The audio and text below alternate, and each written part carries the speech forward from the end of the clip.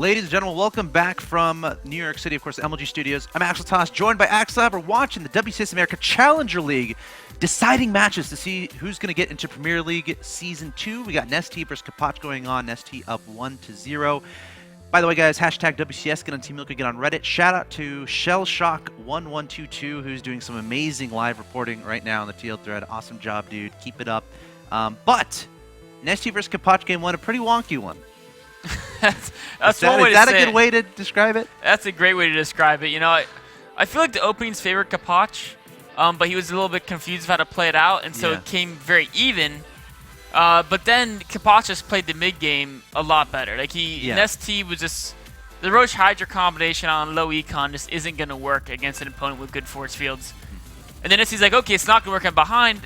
But then he found a way to make it work by going for that base trade situation, and that's what he had to do. And he found a one way to win. Yeah. And he grabbed it. Literally, there's literally only one way for Nestea to win that. Yeah. And he made it work. It was really cool to see. Nestea has a force of will. He's good, man. Yeah. People keep down on him. He's a very good guy. He's very good at the game of StarCraft 2. But here we are in game number 2 on Neo Planet S. In the top right-hand location, I present your Red Zerg player, one of the best to ever play Wings of Liberty and StarCraft 2 in general. Representing Team Incredible Miracle and hailing from Korea, he is Nestea. His opponent in the bottom left-hand location. Your blue Protoss player taking a lead in game 1 but unable to close out his opponent. Can he come back and win 2 in a row and get himself a spot in the WCS America Premier League Season 2? Representing Team Isurus Gaming and hailing from Argentina, he is Capoch.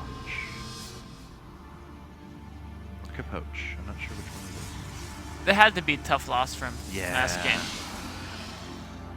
If you have a giant SkyToss army up, and your opponent is still on lair tech, you usually have a big grin on your face, right? You're like, there's well, lair big tech old grin. And no infestors. The big counters to SkyToss are infestors and or Vipers snagging your units, and picking them off with either Hydra, Corruptor, Spore, whatever support. And there wasn't even Mass Queens, which are like the only other thing that that can bother you. So he was in a really good position, but and he kept denying basics too. Yeah. I mean, Nestea never really got a 4th up. At the very end, he didn't get a 4th up until he'd already lost a couple other bases. Right. Very, very great play from Capoch for most of that game. But then Nestea has like a force of will. He's like, you know what?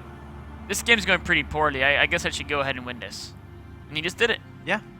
Look at the sneaky drone. Ooh, what is he up to? He's just chilling. He's trying to keep an eye on the expansion timing of Capoch, I think, maybe. I don't know, because the Overlord is there too. Maybe he'd wait for the probe to go out there and then try to deny it or something. You know what it could be? So Nestea's drones last game, a lot of them died in that base trade. Yep. And this drone's like, I've heard the Zerg base is dangerous. Let me go over to the Protoss base.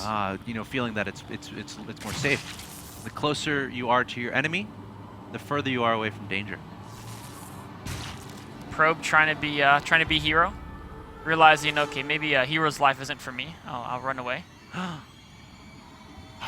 That's what the drone's up to. Now that's just nasty. It's Nestea.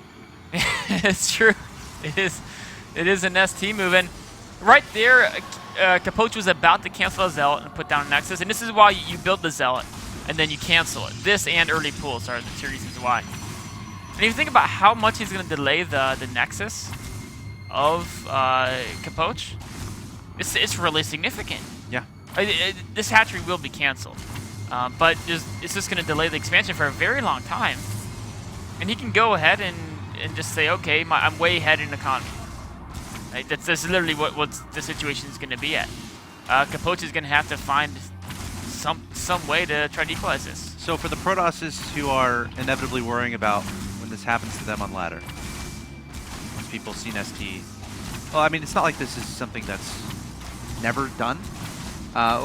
In your opinion, what's the best way for Protosses to prevent this from happening? Because obviously Nestea is going to get a pretty nice advantage here. So there's kind of 2 approaches to it. One is to say, okay, what is the Zerg sacrificing by doing that? And the answer is they're not really sacrificing their economy significantly.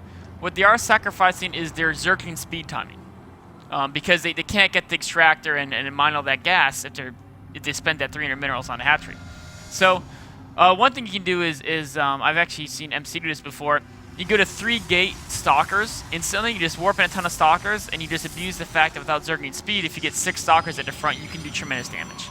And that could be what Capoch is going for those He's going for a 4 gate, it looks like. Yeah, with an expansion. Is he going to cancel? I don't think he's going to cancel Nexus due to the added additional gateways and get that attention. But he wants to get damage done here. Time Warp going down onto the Queen. Zealots poking forward. A Pylon getting very up close and personal to the natural expansion of ST, and Nestea does not want this to go down. Targeting down the Mothership Core, trying to microdrive, but the Mothership Core does end up falling. A lot of Zealots here in the natural, and Nestea has no additional tech, no Roach Horn, no speed, a lot of gas banking up, trying to get a Spine Crawler finish, having to pull drones here. Capoch is actually in an okay situation. He is. If he can get some drone kills or something, and that's what he's going to do. He's going to come in with the Zealots. There's only a single Spine Crawler. It's being focused down. Transfuses are so good here. Oh, great transfuse on the Spine Crawler again, trying to extend its life. A force field going down onto the ramp. The Zealots slowly being knocked away here. Sentry going to get trapped as well, and it looks like Nestea is going to hold and even takes a supply advantage here, 42 to 26. So a good attempt there from Capoch, but Nestea able to shove it away. It was one of those things where, I mean, the reason why when MC does this, he goes all stalkers is because your opponent has a better economy, so they can usually outproduce you. You don't have the +1, so Zealots aren't going to be amazing against Zerglings, and if you can't catch your opponent by surprise with that build, if they build enough Zerglings like Nestea did, you kind of get turned away, and now Capoch is in this tricky situation. I mean, he should be able to defend without a problem with these sentries. Right. But he's just behind in economy because he cut some probes to make that happen. He's down by 6 workers, and his opponent has total map control, and his opponent has a oh no. I don't think he's going to lose the sentry. Oh, yeah. So it's actually kind of good. Yeah, that's actually, these are actually really good force fields. It was tense. Yeah, no, like as a Protoss player, like you're always like, that's a line that's so dangerous to play with, like how many lanes you let by. Most players just play it super safe, don't let in any. Don't let any, yeah. But if you're really good, like Capoch is, you can measure out just the perfect amount. And it's better to do what he did than actually have the ones you don't let in any, because you get a couple free kills. Yep. Of course, lost a little bit of health on sentries, but yeah, that's okay. I mean, yeah, it's now, it would have been really dangerous if like speed kicked in right when the Lings got in. Oh yeah. That would have been. They could have maybe ran past into main or something. Yeah. Would have have to just killed the sentries. Yeah, it could have been bad. Going forward, Capoch is, he's trying to kind of get his infrastructure set back up. Nestea is going for the infestation pit, and that's a dangerous proposition because if he goes for Swarm Host, Capoch has no answer for it. If he goes for Infestors, Capoch has no answer for it. So Capoch, I feel he might need to do another push out and try to force out a lot of defense. I mean, he's going to have 6 gateways. Yeah, oh, you're right. He's up to 6. So he's definitely going to look to do a lot of damage. And Nestea scouts it so he can just make Spine Crawlers. It's going to be very difficult to break his defense if he can identify the build Capoch is going for. Overseer eventually going to get taken out by that Stalker. Changeling going to be killed by a probe. That's a poor way to go to a probe. Yeah, I never want to die to a probe. Oh, going for the Swarm Hosts. And, I mean, what does Capoch can do against Swarm Hosts? I think he has to hit before they come out. He's going to move out right now. Now, remember, he lost his probes from earlier, and I don't think or his pylons, excuse me, across the map from earlier. So, he needs to get some more out there. Also, he's not going to have an observer here because he doesn't have a robo. So how does he detect the Swarm Host? And he's adding on more gateways, which implies he's going to delay this push even more. I think this push should have been hitting about 60 seconds ago. Yeah, it's tough because his opponent had speedings and he didn't have no gateway units to really move out and protect the probe. So I feel like he's almost adding these extra gateways just because he can, because his attack was automatically delayed just from... Oh, those are nice force fields. Wow, trapping in every single Zergling. But again, Nestea is going to be okay with this to a certain extent because all these units are staying back home to get rid of those, which is going to buy Nestea more time to get more Swarm Hosts out on the field. And this is a pretty committed attack here from Capoch. Again, still no additional tech from him beyond just warp gates. Well, if he can somehow have enough units that he can kill the Locust super fast and then kill the bases, maybe, but there's so many Swarm Hosts coming out now, I don't know if he can actually even kill the Locust. I think there's going to be enough Locusts out that actually beat the Gateway Army just on their own. This might be a situation where right when he sees the Locusts, he knows this game will not be good for him as it continues forward. Because again, if we're talking about what kind of response does he have? I don't know. Yeah, the only response he could do is he could try to stay... Outmaneuver, I guess? He has to stay aggressive to make sure the Storm hosts stay at home. Use the fact that Neoplan Esther is... Oh, but as I was saying that, Nestea, very intelligent, he splits the Storm hosts into 2 groups, knowing he doesn't need very many to defend at home. He's saying the rest to attack. Oh, that's going to be super annoying. Locust going to start pounding down the front door saying, let me in into the natural expansion, but Capoch going to go for a counterattack here. Now, it's potentially dangerous because Nestea needs to make sure he keeps enough Swarm hosts back home and has enough to reinforce, but Capoch going to try to charge in there. Meanwhile, the natural getting broken down there back home, but again, he can't see these Swarm hosts. He just can't see them. So what's to stop the Locust from killing this army? Eventually, they're going to take it all down as more Locusts and Speedings come out. Now the Zealots are all gone. That's the main DPS of the Protoss army. Back home, Capoch is basically dying to Locusts, and even on the attack... Oh, he gets 2 Swarm hosts on... Oh, I guess he just...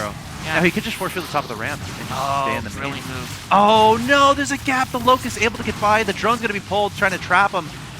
And some Queens actually across the field as well. Capoch having on double Robos, but the Stalkers all going to get cleaned up in the main. And Nestea definitely has an advantage as this game continues. Up 105 to 79 supply. Still no answer to the Swarm host at the front door. An Observer being chrono boosted. Oh, Photon overcharges. Oh! The Observer was like a millisecond from coming out. And you know what? If he targets that with the Locust, he's going to kill it. He's going to die before he... If he doesn't target with the Locust, it won't. Good news is this is the second Robo. He's going to die before the Observer. The good news is there's a second Robo. The bad news is it's just delaying the inevitable, I think.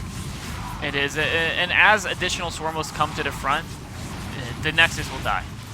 Yeah. He's trying to get out Colossi to help deal with this, but there's so many Swarm hosts, and now they're starting to scuttle across the map. The ones that were on defense are... Oh, and he targets down the Observer. Queens are good, man. Make a bad situation worse. Transfusing each other, too. Oh, try and keep those Stalker's on the high ground, trying to do something, but the Nexus will go down as soon as Nestea wills it. Yes. He hasn't willed it yet. Well said. Well said. Yes. Yeah, he's ready to live for now. It's he's a merciful Nestea. Maybe he wants to let the Queens kill it. There's the GG from Capoch. Nestea taking the 2-0. Game 1 certainly wasn't easy, and then of course going for the hatchery block in game number 2, which obviously is a great move. And Capoch trying to go for that counterattack, but Nestea just having enough to take the series. Yeah, it was a tricky situation for Capoch because, I mean, he either had to just say, okay, I'll just try to kill this hatchery as fast as possible and play a normal game from a delayed standpoint, or he had to do what he did, where he said, I'm adding 2 more gateways, try to put in pressure. Some players say, you know what, I'll add a Stargate and say, yeah, my expansion will be a little bit delayed, but maybe a fast Oracle can catch you off guard, get a couple drone kills to equalize. There's a lot of different responses. But Nestea was more than ready for Capoch's response. It looked tight at first. He had to pull some drones. Right. But he did hold. And yeah, I think he's just being very safe. Just pulling those drones. Just get rid of the Stalkers. But great play there from Nestea, taking the 2-0 over Capoch, showing why he is considered one of the best players to ever play StarCraft 2. Just some brilliant plays throughout that entire series. And again, the comeback in Game 1, phenomenal. But Nestea is going to be in the Premier League of WCS America Season 2 to join, of course, the existing 8 from the round of 8 of WCS America Premier League Season 1, and of course Scarlet, who just defeated Jim. Guys, coming up next, we're going to have Top versus Apocalypse as today's matches continue again, trying to find out who's going to be in WCS America Premier League Season 2. Stay tuned.